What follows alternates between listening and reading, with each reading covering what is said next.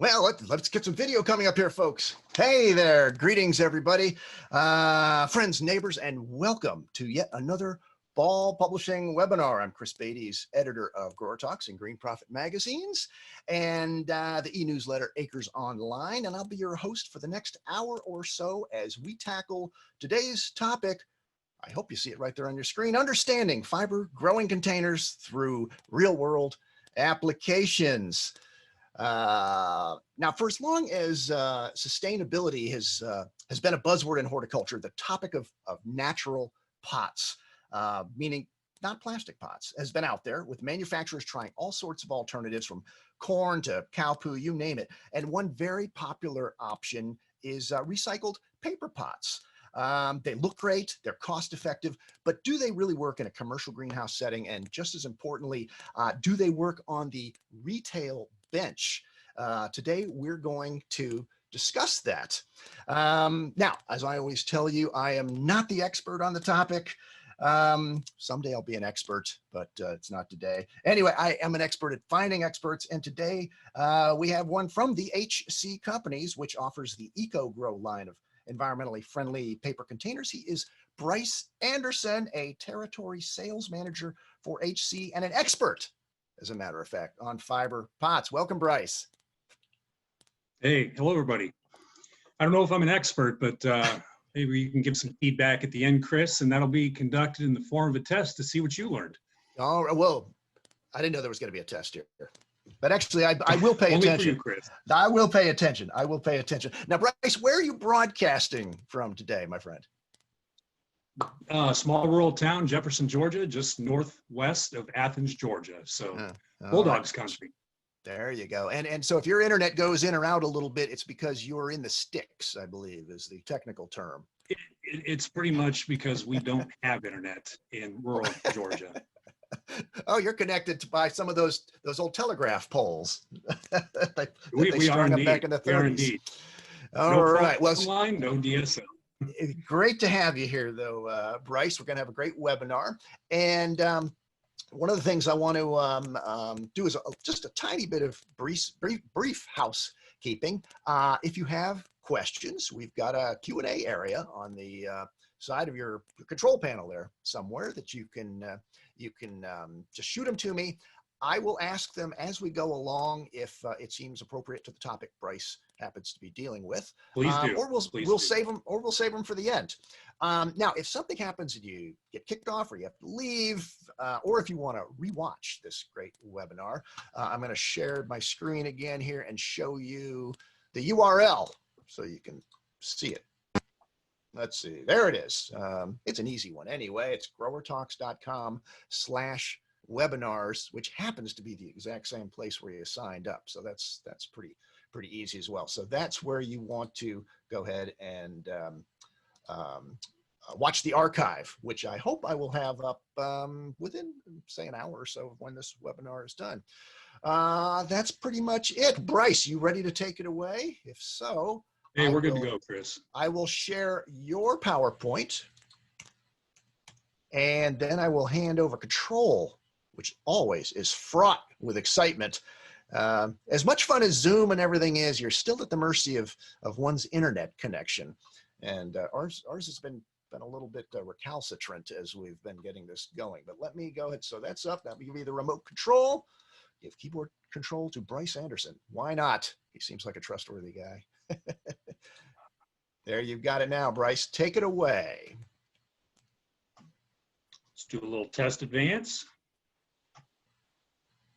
There we go.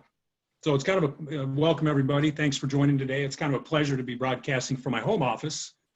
Under normal circumstances, there's a pretty good chance you would have found me at a Marriott or a hotel room somewhere in this great country of ours, but that is not the case. So just forewarning, I got dogs, I got a cat, I got a family, and I got kids. So if any interruptions, it's just all part of the fun.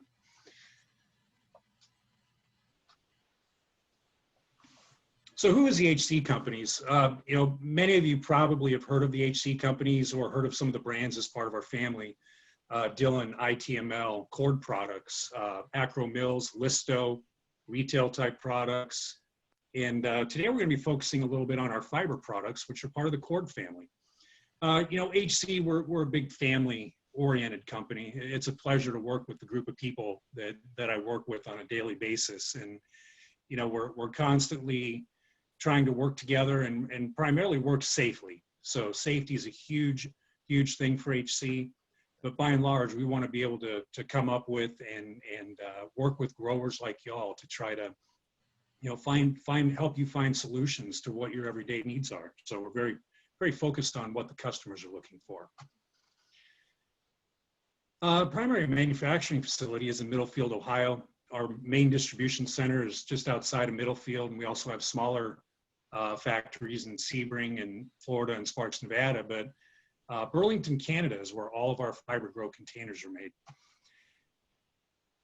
And we've been making fiber containers for over 30 years. It all started out with cord products over 30 years ago.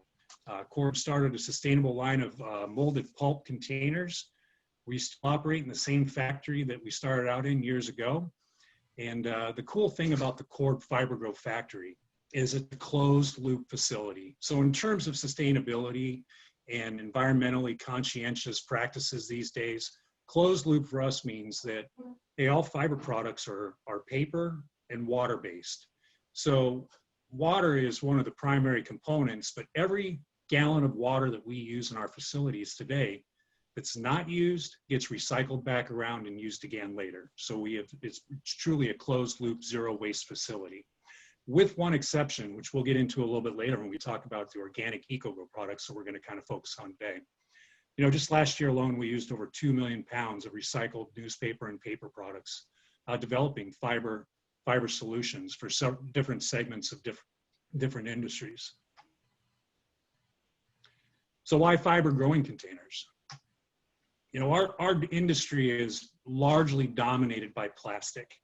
And, when I was a grower, we used plastic. We may have done a little bit of cocoa or fiber or moss basket type materials, but plastic dominates our industry. But the sad reality is that very few plastics are recycled in today's world. 9% of plastics have ever been recycled, statistically speaking. Most of them are found in landfills, and worse yet, part of them are still being incinerated, which helps contribute or negatively impact ozone and the greenhouse effect. And a lot of municipalities don't allow for plastic flower pots or containers to be recycled in their municipal recycling services. Where we live in the Athens, Georgia area, we're fortunate that we can recycle our plastic flower pots in the municipal recycling services offered. So what is sustainable? Chris, you mentioned it's a buzzword, sustainable practices, sustainability in our culture. And, it's becoming a bigger part of our industry as well. And, we're going to talk about fiber containers and how those can help our industry. As I mentioned, plastic rules in our industry, but sustainability around us. We go to the grocery store, we see organic produce, there's organic cleaning supplies, there's cleaning products, paper towels, packaging materials that are all being branded and advertised as being sustainable or organic options. And really, fiber containers and other types of sustainable containers available to growers today, that's our industry's version of getting away from plastic. So fiber containers, like I said before, start out with water and paper products. So it's a huge vat, water gets mixed in with paper, and it's mixed up like a batch of cookies, but a really runny batch of cookies. There's a few other key ingredients that are added into it to help with stability, to help with pH adjustment. It's got to be just right, kind of like the baking soda, kind of like the cornstarch that we use in some of our cooking practices, but paper products and water are the two main ingredients. So we've got 4 different types of slurries that we make and manufacture products with on a daily, weekly, monthly basis. One of our slurries is a natural slurry. So that's primarily consists of paper products and water. It's 100% biodegradable. These are the products that we manufacture for maybe some of the other segments outside of horticulture. You go buy a new TV and it's got corner protectors on the TV that are made out of molded pulp. Those are the types of products we make there. Maybe it's a new drill that you buy at the hardware store and it comes packaged in a paper, kind of like a paper clamshell. Those are the types of products that our natural slurry is really geared towards. Our hort slurry is really our traditional slurry. This is the slurry that cord products started out years ago using, and that's water, paper, but it also contains a non-organic binding agent to help kind of provide some product integrity, some rigidity, and some durability to the container. This is without a doubt our most durable slurry, and our products are the most durable coming out of the hort slurry. These containers cannot be planted. They are biodegradable. They're made out of paper products. And we also do apply a wax coating to many of these containers for aesthetics. You know, it makes it a nice, rich, dark brown, or just for added durability. All of our hanging baskets are wax coated, and they're going to have a rich, dark, more of a richer brown look to them. Today, we're going to focus more on our EcoGrow products, which our EcoGrow products are what I consider our kind of our next generation of fiber grow. And EcoGrow products are water, newsprint or news stock, and a fungicide on our regular EcoGrow that helps inhibit some of the mold growth.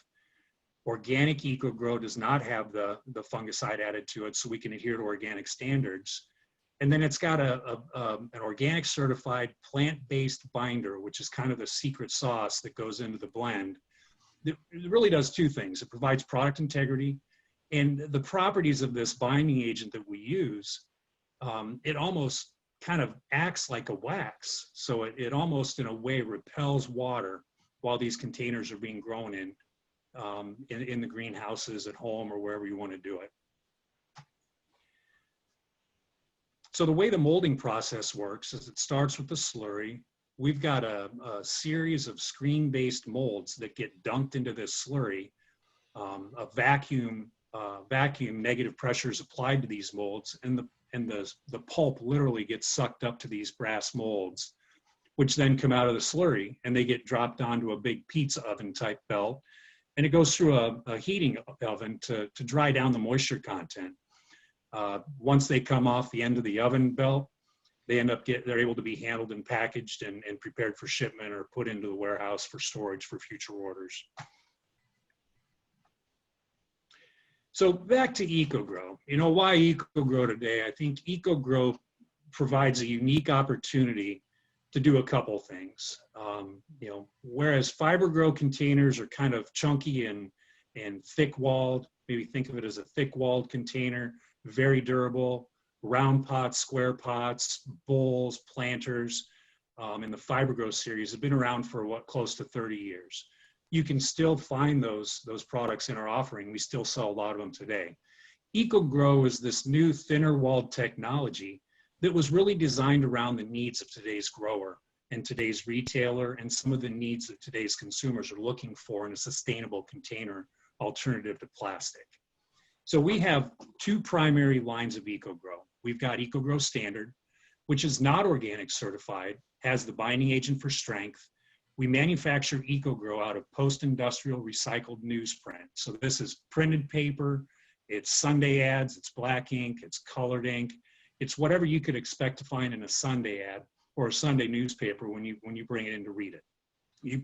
You take that when you're done, we'll take that and we'll put it into our slurry to make EcoGrow pots. We do add a small amount of fungicide to this slurry to try to limit the mold growth that can sometimes persist with natural and sustainable, alternatives available to us in the greenhouse.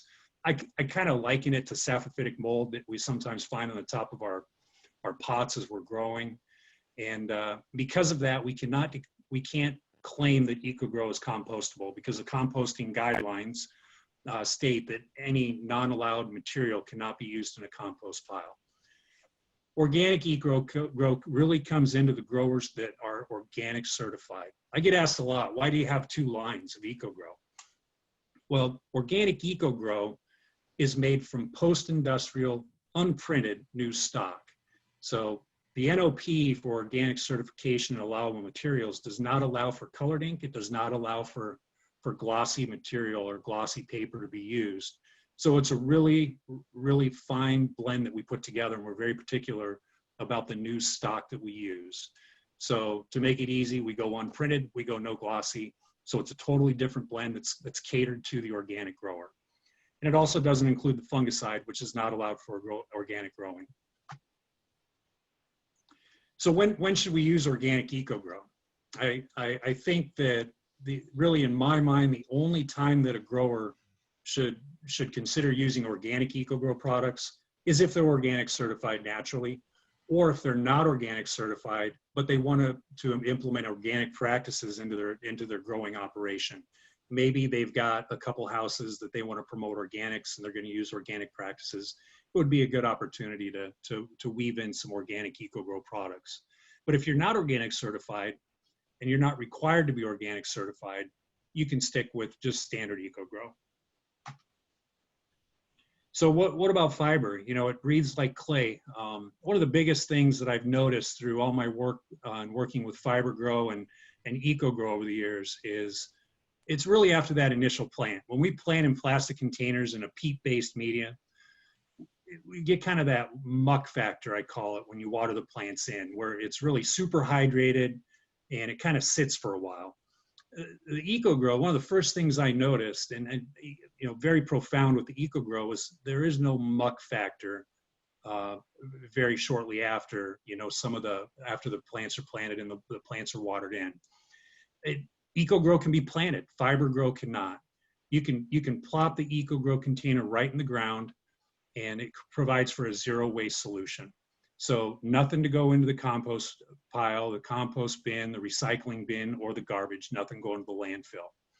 And they're automation friendly. You know, we kept in mind what growers' needs are today when designing it. So all of our EcoGrow growing containers are developed around a tray that we offer in our portfolio, so they can be loaded into a shuttle tray and run through a flat filler, just like a normal plastic pot. And we do offer them in various sizes, and we continue to add and develop new sizes today. The first sizes that we launched about 4 or 5 years ago were a 3.5-inch round standard through a 6-inch round azalea pot. We're now getting into some work on some trade gallons, trade 2 gallons, trade 3 gallons, as well as some different inserts and such. So one that's kind of started to gain some traction is we have an 1801 sheet of pots in an EcoGrow formulation, and doing some work with that on whether or not those can be plopped right in the landscape. And the feedback coming back has been nothing but great so far. So why did we do trials? I've got a little bit of a trial background. I did a lot of trial work in college. I was a grower for many years. Used to work with different companies testing products. It's something that's fun for me. You know, kind of like at HC, I'm primary sales, but I love getting my hands into some of these things on the side, like our sustainability initiatives, do a little bit of new product development, and also part of our continuous improvement team as well. And, you know, I was interested. I wanted to find out, you know, what is it going to do? How's it going to work? So that's the number one question I get, and our team gets, and our reps out in the field get asked is, how does it hold up? How do these containers last during the growing cycle? How do they do during a retail cycle? So we wanted to find out. Started trials. I did a lot of these trials myself, or I monitored them personally. I think it's important to mention that all of these trials were conducted in actual production greenhouses during actual production cycles, and they weren't simulated, so to speak. So I really feel comfortable that these trials were not biased. You know, they were grown under normal, typical greenhouse cultural conditions. We wanted to see how the integrity of the pot held up over time. We wanted to see how it looked over time. We wanted to know how it handled. And then getting to the consumer level, we wanted to know how it degraded over time and how it did in the soil and how it did in a pot and all shift. Cultural practices were a big one for me. I'm known for saying under typical greenhouse conditions or applying typical cultural practices. And what this means to me is to really do a good trial, whether it be with media or whether it be with a new size or shape of a container or with a sustainable container like EcoGrow that we're talking about. We want to mix this in with some of our standard crops in similar sizes, but we want to treat it as a separate crop. So in these trials, we did EcoGrow side by side with plastic in many of them, but we really treated them as two separate pots or two separate crops. The number one reason for that was I've found over the years, during soil trials especially, that if I were trialing different types of medias with different bark content or different renewable components added to it, if I watered my current media the same as I water the trial media, one of the two is going to suffer one way or the other because they're totally different medias. Same principle applied to the EcoGrow trials for me. I wanted the EcoGrow trial crops to be treated as that crop needed to be treated regardless of the container that it was in. Irrigation is really the biggest component to treating it as a separate crop. So the control crops that were in plastic containers were irrigated as needed. So it was under typical irrigation practices with the water and moisture requirements that crop demanded in that container. The same was applied to EcoGrow as the crop needed to be irrigated. Now we tested it all. We did overhead irrigation, we did drip irrigation, we did flood irrigation, automatic, hand, boom, you name it. We just kind of ran it through the cycle of a typical greenhouse production scenario and we let it ride. So the next slides that we're going to cover are going to be some of the trials that we did, and there's some pictures here, and we can kind of take a look and show what some of the results were and talk about some of the results. First, I'm going to grab a couple questions here. I see one here. In how many months does the container compost, and what are the specific environment for this container to degrade? So I found that EcoGrow is a single turn, single crop type container. So we did garden vegetables, and at the turn of the season in the fall, when the vegetable gardens were taken down, we went out, we dug up the pots, we dug up the roots, we took a look at them. We had a control group of tomatoes and vegetables side by side that were transplanted from plastic containers. The crop yield and the performance of the plants, you couldn't tell the difference. And those pots were broken down to the point where they could be easily worked into the soil and tilled up. So it's a single use. The one thing I will say about the degradation time and rate in the ground is it's very moisture dependent. On what I would say in terms of landscape performance or garden performance, it's under normal growing or typical growing conditions. So if I've got a garden and I live in Arizona, I don't water my garden. My garden's probably not going to do very well because it's a very dry, arid environment. And EcoGrow is going to kind of not degrade for the same reasons because it's microbial activity driven. It's water based. It's going to need some water in the soil to break down. So kind of the same as going back to these greenhouse trials, the normal growing conditions, typical cultural practices, if you overwater or underwater a crop one way or another, a crop's going to suffer one way or another. That's been my growing experience. So the first trial I did was I direct stuck unrooted zonal geranium cuttings directly into our 3.75-inch round EcoGrow container. Direct stick cuttings are a typical practice among greenhouse growers. There's a lot of volume in direct stick, and this is the one area where I thought we could really tax the performance and integrity of the EcoGrow containers. 100% humidity, a mist house. It's just wet all the time. So this trial was initiated in week 5. Cuttings were direct stuck into the 3.75-inch container. It was a standalone propagation house, near 100% humidity, phytotronics mist controller, side by side with geraniums being rooted in 50 plug sheets or prop sheets. We pulled these plants from the mist at 7 to 14 days roughly, moved them onto a finishing greenhouse, evaluated them on March 24th. The growth of the plants was pretty uniform and it was pretty vigorous. The roots were really, really good, pushed down to the bottom of the pot during that time frame. The one observation I did make was the little bit of mold. You know, we experienced a little bit of mold, which again, like I kind of compare to like saprophytic mold that we see on top of soil because of the humidity and the moisture conditions. But it was primarily where the pot contacted the plastic tray, where there's a little bit of a kind of a moisture pocket, and it dissipated over time. It just kind of went away. So I was pretty pleased with the performance of the containers, and I'm able to conclude that it was a appropriate application for our EcoGrow containers.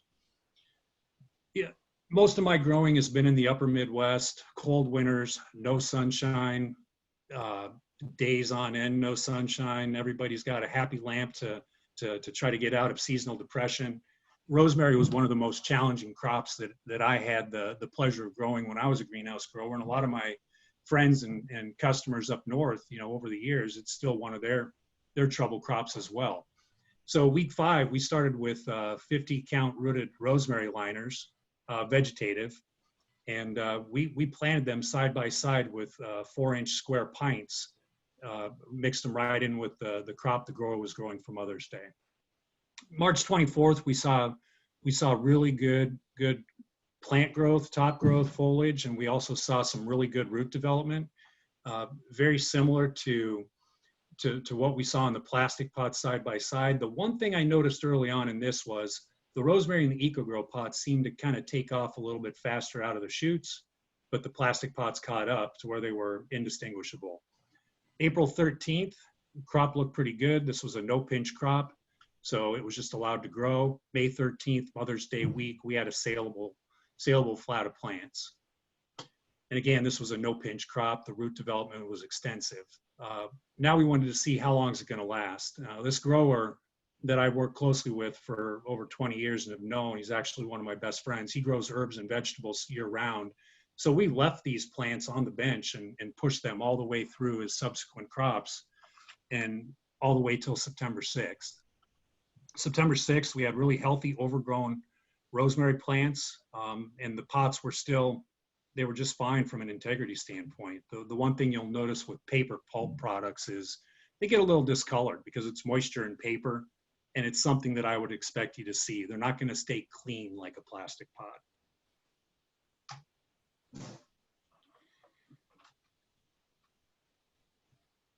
So the next thing we wanted to really take a careful look at is our EcoGrow organic containers, and primarily because our EcoGrow organic containers lack that little bit of fungicide to prevent mold growth on the containers. So we started with 72 count rooted liners on March 24th, and if you'll remember, this is about the same time that we kind of broke down the rooted cutting, the direct stick program. On April 13th, we had pretty good growth on the geraniums and really good root development. Coming up on Mother's Day week for a no-pinch zonal geranium crop, really good foliage, good blooming, real similar to the pots that we had as a control group that were grown in plastic. This too, we wanted to push through. How's the organic gonna hold up, from a longevity standpoint? So we pushed these plants to September 6th as well. Had some discoloration, maybe a little bit more of the spots on the pots, but we had some really overgrown, gnarly looking geraniums with some pretty significant root development at the end of the trial. But the key here is we had an EcoGrow pot that could still be picked up and handled and transported and all the normal things that you'd want to do with a plastic pot. So perennials are a big one. Perennials grow a little different. They grow a little bit cooler season. Perennial programs are very different from annuals, which I consider more of a faster crop, shorter cycle crop. This particular grower does a lot of spring, summer, and fall perennial liners. And he also does a lot of shifting of his perennials into larger containers for next season sales. So what we did here is we started with our 4-inch EcoGrow containers, and we started, we transplanted some 50 count heucheras and some Asclepias tuberosas into the 4-inch containers, and we just grew them on. The typical shift for this grower is, sometime in September. We took this trial from August 4th through September 6th. And as you can see in the photo of the Asclepias on September 6th, the growth was phenomenal. The root development was significant. And we shifted these plants, EcoGrow pot and all, into our trade 1-gallon containers to grow on the rest of the fall. I don't have pictures to show this, but these containers actually got overwintered in this gentleman's greenhouse, and they were brought back to life in the spring when it was time, and they were sold on to his customers. And they really truly blended right in with the shifts that he had done from a plastic pot, where he pulled the pot off and shifted it. Did not observe any more or any less loss due to them, compared to the ones grown from plastic pot shifts, just from the simple overwintering fact. So it really couldn't tell one way or another. So from my standpoint, I really kind of looked at this as a tremendous opportunity for yet another zero waste opportunity if it fits for someone's operation.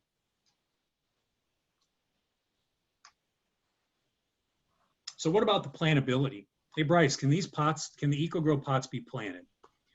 My short answer is yes. This was the first work that we did to kind of gauge the plantability and the degradation rate of EcoGrow. It's pretty common practice for myself when I was a grower, a lot of growers that I've worked with over the years, primarily because of space restrictions, trying to turn crops fast, for component planters to be kind of created on the go, or shifting smaller pots into larger combination planters as they start shipping and greenhouse space opens up. It really becomes a space issue.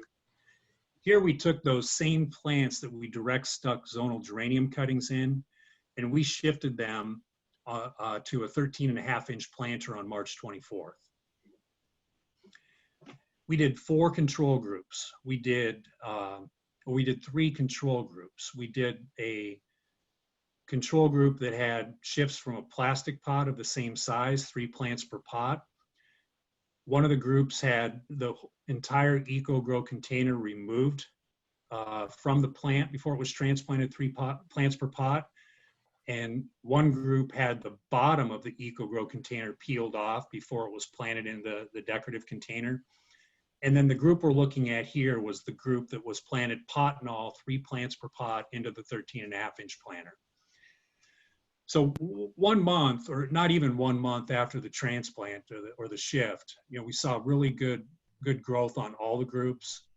And what I was most impressed with, and the thing that I really wanted to track the most and was most nervous about, because if we find out this isn't a plantable product, it really changes the scope of what we're wanting to do with this product line. We had tremendous root development on April 13th, not even a month later. There were not only roots coming out over the top of the pot into the planter media, but they were busting through the drain holes in the bottom of the pot. We pushed this too all the way through to September 6th. We had some really overgrown, gnarly geranium planters at the end of the trial, but essentially the root development was very robust, very extensive. And the one thing I'll mention about EcoGrow, real similar to anybody that's worked with a cocoa fiber pot, you plant an EcoGrow pot in the soil or a cocoa pot in the soil, it's not going to till itself into the ground. There's still going to be a profile of that container in the media. But as you can see from the last picture, it disintegrated to nothing.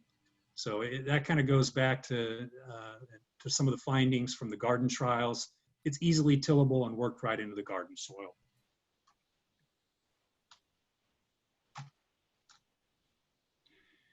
Here's a trial that was conducted by a wholesale grower in Georgia, and this is for an actual crop that they do. They have an organics program for one of their customers that had traditionally been grown in a plastic container, and they wanted to give EcoGrow a shot. So for this trial, they worked and incorporated EcoGrow 4-inch right in with their 4-inch plastic pots that they were currently using for their organics program. And this is a time crop. So they planted it side by side, same greenhouse, same growing conditions, and treated it as an independent crop from a moisture standpoint. But it really took off, and it did what we were hoping it would do. It did what they had hoped it would do, finished well. And the next year they switched their organics program over to the EcoGrow pot, our organic EcoGrow, because it is an organic certified program that they do. And that program is still going today. That's become a piece to their mix. And what we've done here is, questions from retailers and questions from consumers. How do we handle the EcoGrow? What are we supposed to do with this? We've worked with this grower and their retailer at their request to really provide the retailer with some tools to be able to address the questions that their shoppers have, and to try to educate the consumers on what they can do with this plant, because it's in a totally different container than the plastic they bought last year. Here we've got a foliage grower that's got an aglaonema program, and they were curious about EcoGrow as a piece to their propagation part of the program. They wanted to eliminate a plastic propagation pot and have something they could just pop right into their finished container. And it's a timed crop again, and they wanted to see how the EcoGrow would perform. So these unrooted aglaonema cuttings were direct stuck into our 3.5-inch round EcoGrow. It was a 6-week liner program. And then at that time, at the end of 6 weeks, the aglaonemas were popped right into the finished container, which was like a trade 2-gallon or trade 3-gallon foliage can, and they were growing on it. At 4 weeks, we broke it down, we evaluated the crop, and there was extensive rooting at that point in root development. And the roots were pushing out the bottom of the pot, and the plants looked really good. So again, 3 plants per pot, and the rooting was pretty exceptional. This was with an annual grower in Michigan that we worked in some of our 4-inch EcoGrow pots into a Ride the Wave program. And they finished, it's a time crop, they finished on time. The crop quality was reported as excellent. And this crop was actually shipped on to the retailer where it was sold through, and the reports back to us were that it seemed like it took off pretty well. So the key here was the main purpose of this trial was to really gauge and get additional grower feedback on a typical crop and a typical size on both how it performed, how it finished, and what the timing looked like. And the results here were good on all fronts.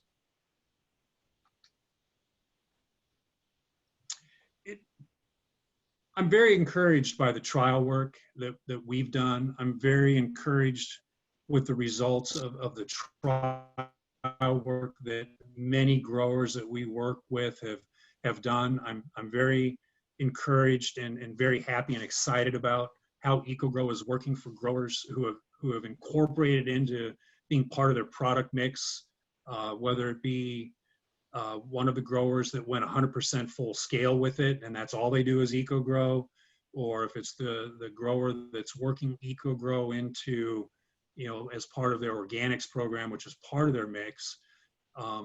We're getting really good results all around and good feedback all around. But, I can go over slides with everybody, all day long and talk about growing. I love growing. I miss growing. I wish I was still a grower in many regards, but really it comes down to how does it work for you? So, I get asked, how's it going to work for me? My question right back is, I'd really like you to tell me. Can you help me out? Why don't you give it a shot?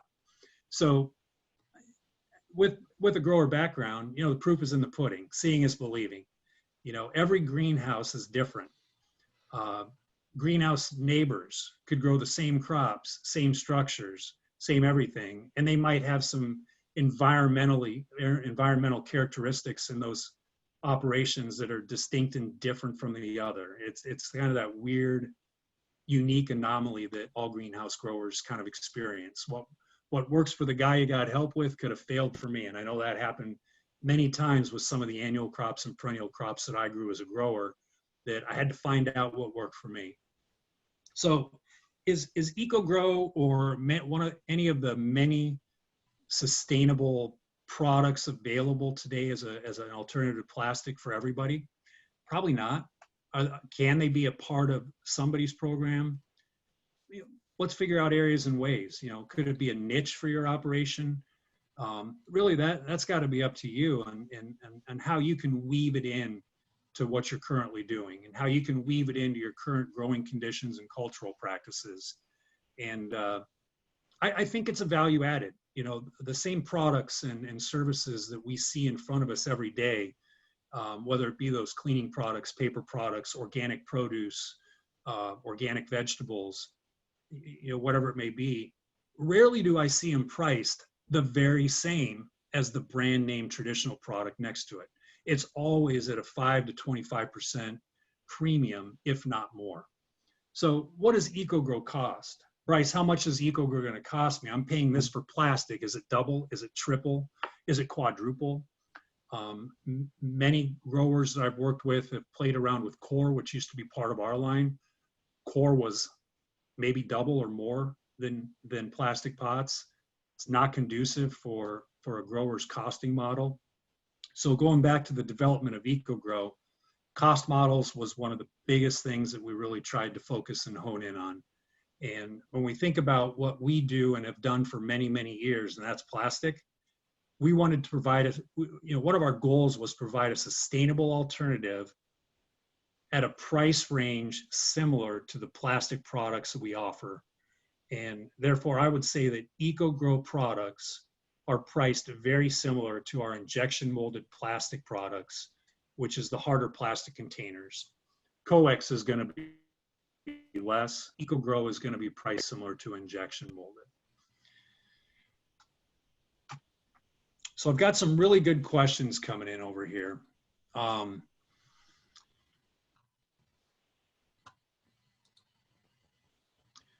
So here's one. To what degree do the plants in the fiber containers dry out compared to plastic pots? This is a great question.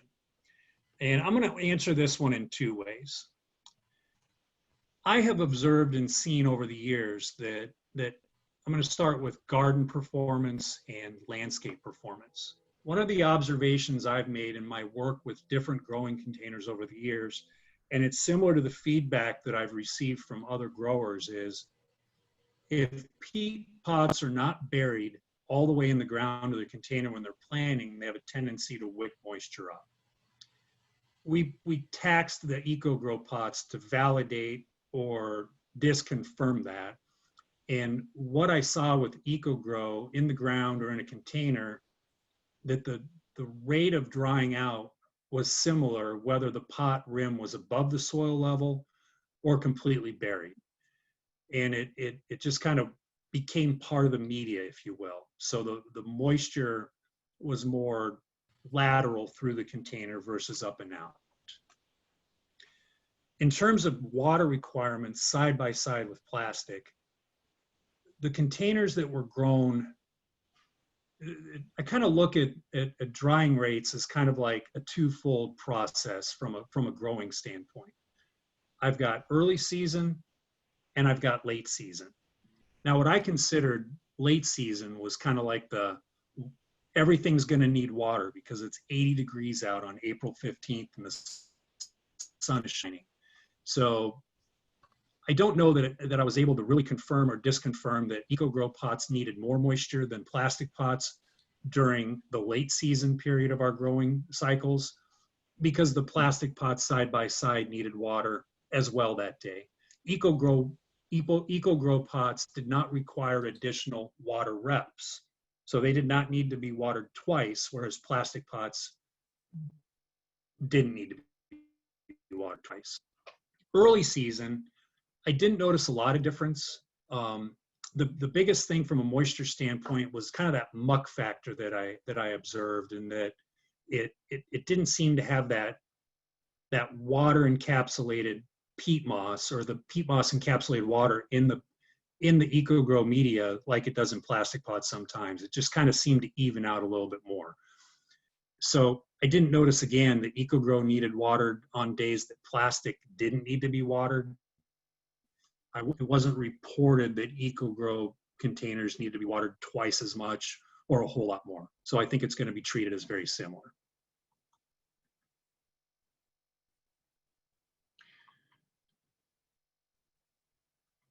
So any differences in how to grow a plant in the fiber pots compared to plastic?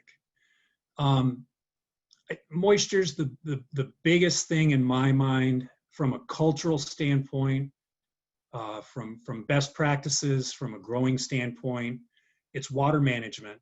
You know, my passions, I joke about working at HC. It's kind of the joke that, you know, I get to sell plastic pots and EcoGrow pots and work for a container manufacturer, to be able to engage in and do all the stuff that I love to do and love to engage in with growers throughout the country and everywhere I travel to. And that's water, media, nutrition, and crop protection.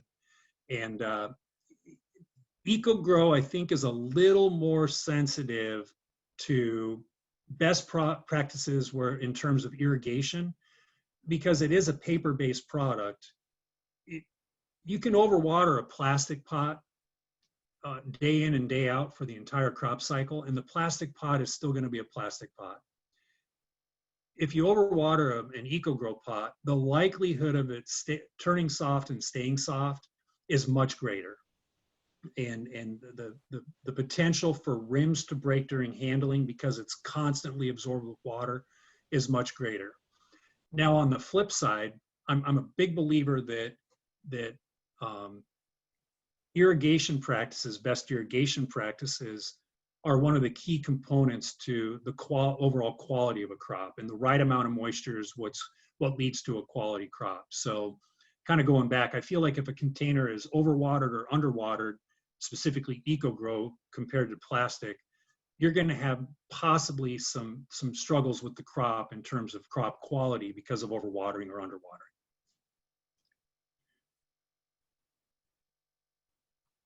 So here's a question about fungicide buildup in the soil and cause microbe issues. I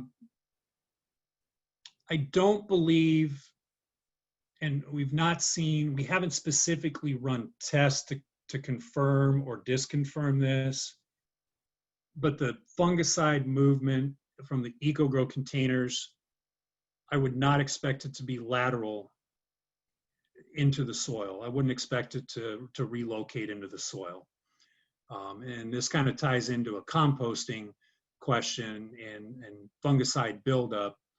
From a grower's perspective, a lot of the crops that we grow, many of the crops that we grow at any given time, we're going to be applying fungicides to, whether it be a foliar application for botrytis, dollar spot, aerial phytophthora, or any of those diseases that persist, or whether it be a soil drench for Pythium, Phytophthora, Rhizoctonia. I wouldn't expect that the fungicide level in the EcoGrow containers to be or contribute any more than any of those other growing practices that we apply to our crops throughout a given growing cycle throughout the year.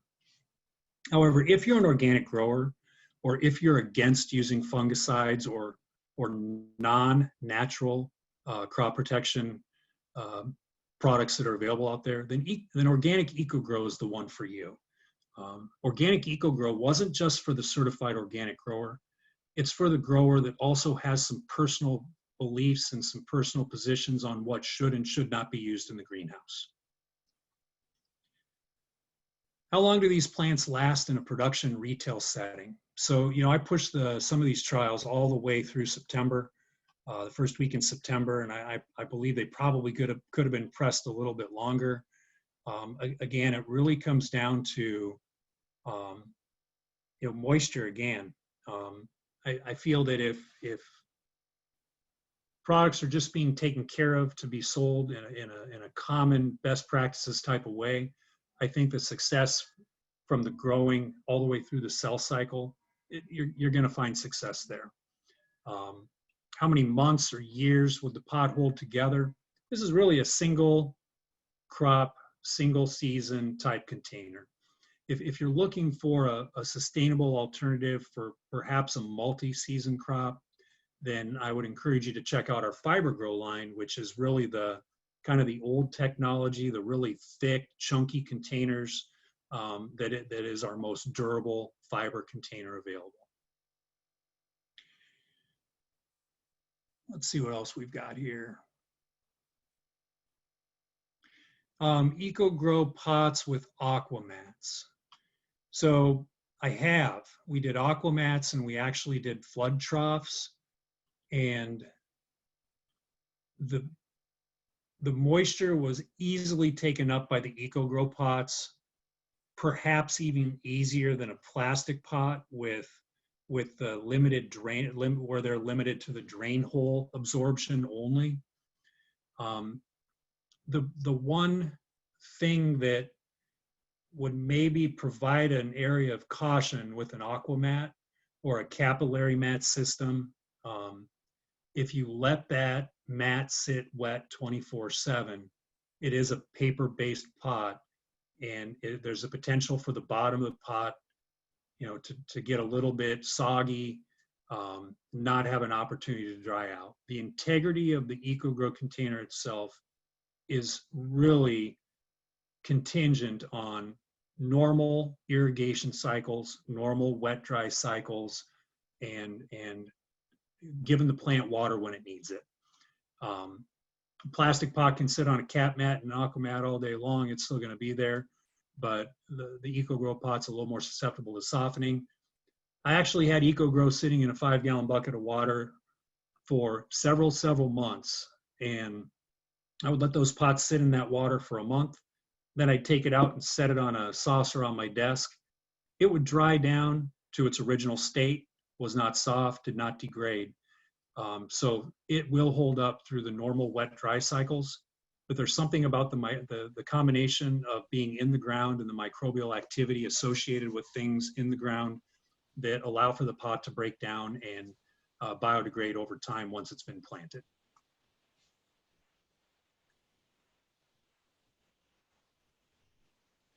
Temperature, soil temperature. Here's a question. Did we find that the soil temperature was lower in EcoGrow pots compared to black or green plastic pots? That's a great question.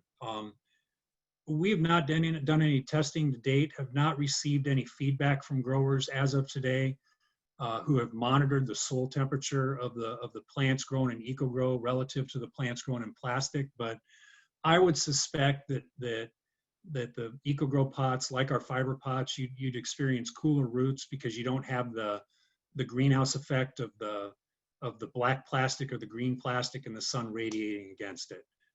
If you're growing in trays, it's kind of you've got side exposure. The side of only the side of the pot is exposed, so you're probably really only going to come down to the sunshine and the temperature exposing the media from the top down towards the center of the tray where there's no exposure to outside. That would be feedback I'd love to get if anybody wants to take that on. If for some reason one decides not to plant these in the ground, could the plants easily be taken out of the pot, or does it require a moderate amount of effort to do so? Very easy. You can tear the EcoGrow pot down the side and remove the plant from the EcoGrow pot, no problem. It literally requires minimal effort to do so. It's just a matter of getting the rim torn or peeling off the bottom and tearing from the bottom up, because that's one of the thinnest points of the pot compared to the rim. The roots will not grow through the EcoGrow pot unless it's in the ground. The root structure is I've experienced to be extremely healthy in an EcoGrow pot, and you kind of get the spiraling of the roots, through the holes in the pot into the tray if you're growing in a tray, similar to plastic, but it doesn't press through the pot. I used to grow in cocoa pots. I've bought cocoa pots. I've done a lot of trial work with cocoa pots as well. And it's literally impossible to take a plant grown in a cocoa pot out of the cocoa pot itself with an extensive root structure. So EcoGrow is very easy to do. And you can throw that in your compost pile in your yard. The composting regulations and restrictions apply to municipal and commercial composting only. If I were composting EcoGrow pots in my home, I would readily put them in my compost pile to incorporate back into my garden the next spring after they've been composted. Another question, do I think these pots could work in a nursery setting? I think for a single season crop, like a trade gallon perennial, a trade 2-gallon perennial, I think it'd be ideal. I think it would be great to kind of press the envelope as we do a little bit more research on some of the larger sizes to find out, what the plantability is and what the durability is and how they perform in real world nursery applications. We do have some data on that, but I'd really like some more. The focus of our trial work so far has really been with greenhouses. I'd really like some more information with nursery experience and how they work in nurseries. I'd even like to maybe to push it a little bit further and see if we can get some overwintering.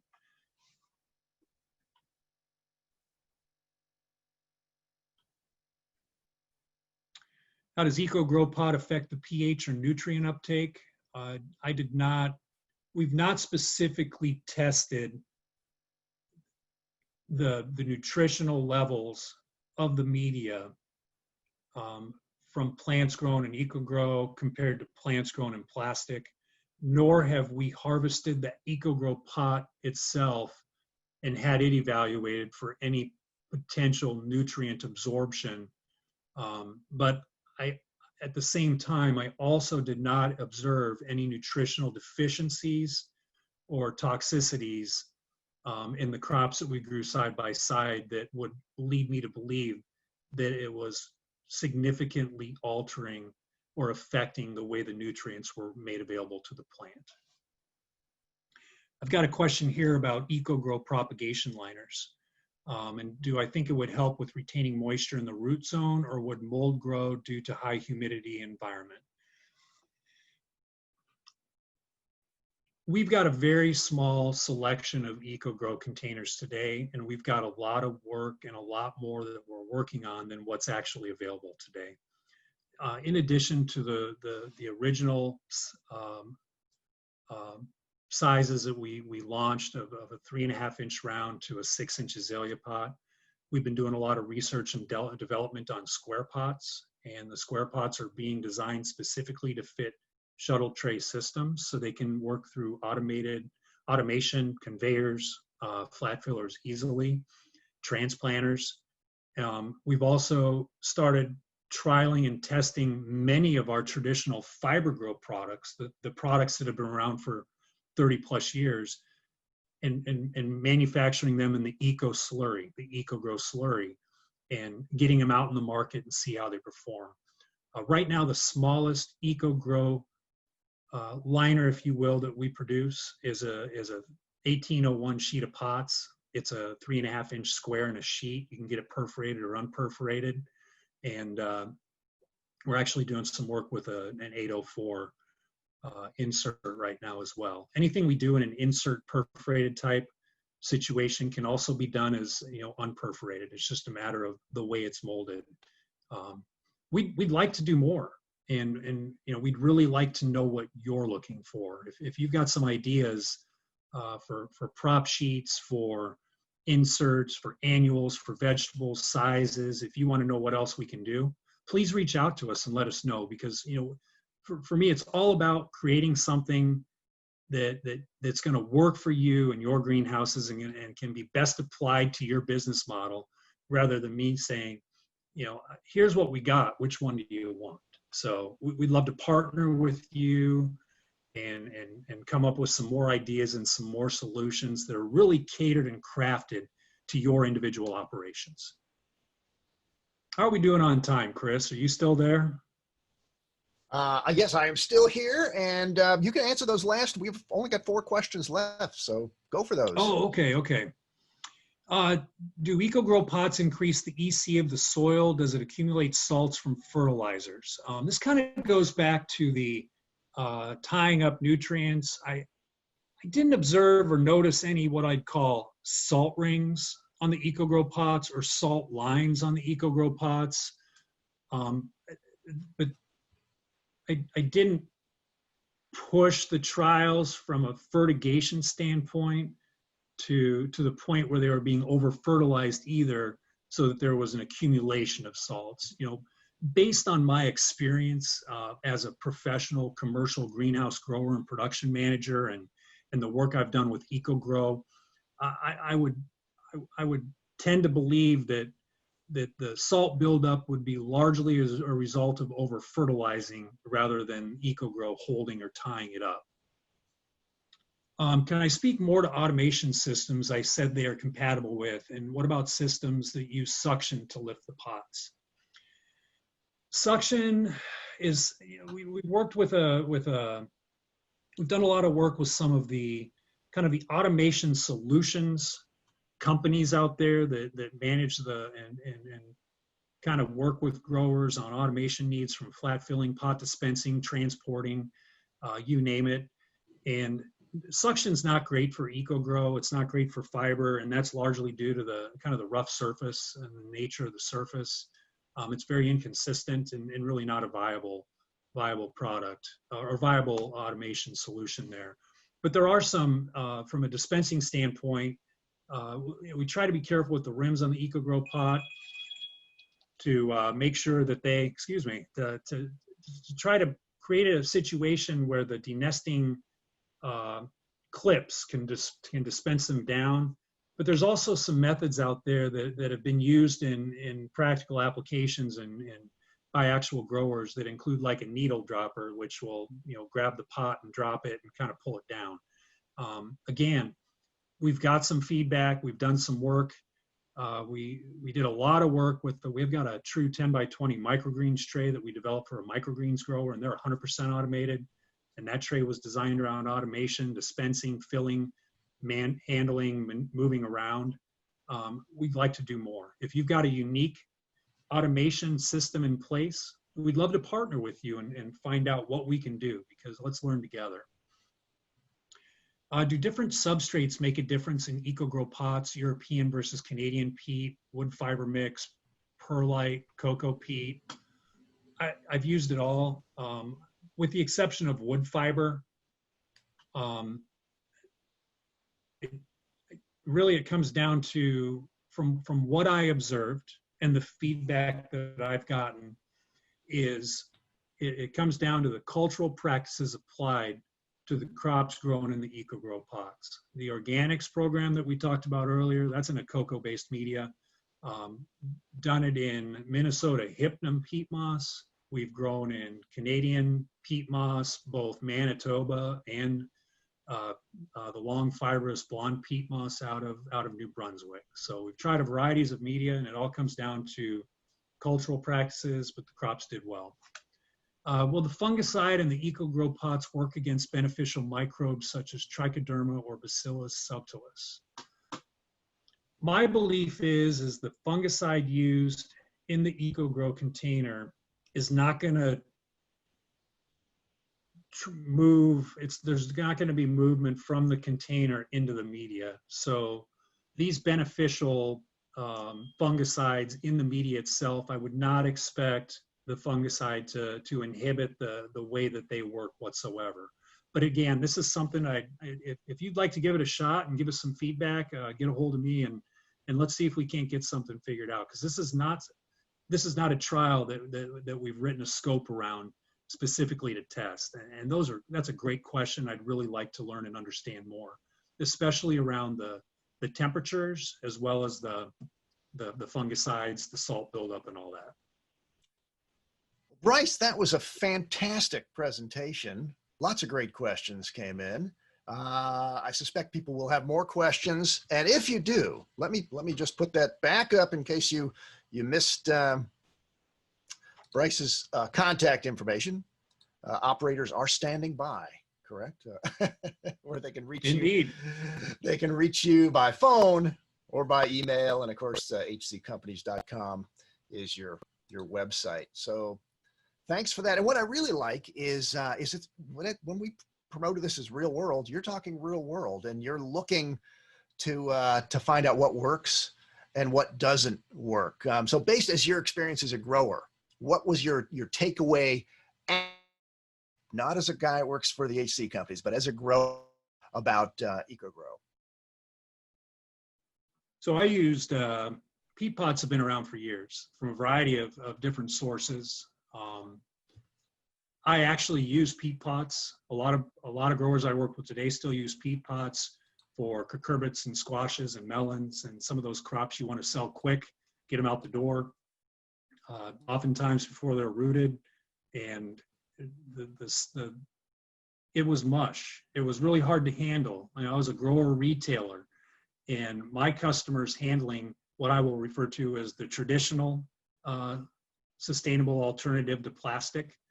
It was a bit of a challenge. And the thing that encourages me most about EcoGrow, as a grower, I can incorporate it into my product mix and without even really a bump in the road. Maybe a little bit of cultural practices variations to how I treat those crops, but no more or no less than how I would treat a tomato crop, different from a pepper crop, different from a snapdragon crop, different from a Vinca periwinkle crop. So we don't have the luxury of growing like European growers do. We've got hundreds of varieties, and we treat them all like a micro crop. Yeah. So in other words, whatever your previous experience is with some kind of a natural or bio pot, give these a try. It looks like a whole new generation of product. Don't let me be the one to say they work. Try it out yourself. Seeing is believing. There you go. And I'm sure Bryce will hook you up. Well, everybody, thanks so much for attending. Like I said, this will be archived. Let me put the address up there again, just so you can share it. But heck, it's so easy. It's growertalks.com/webinars, the same place you signed up, and you can sign up for other webinars there, which we'll be doing. And I'll try to get it up within the hour or so. Well, Bryce, I want to say thanks for helping us out with this great webinar. Great information. Thanks for having me. For Bryce and all the other fine folks at the HC companies, and for all my stellar staff at GrowerTalks and Green Profit and Ball Publishing, who work hard so I don't have to. This is Chris Beatty saying, so long, everybody.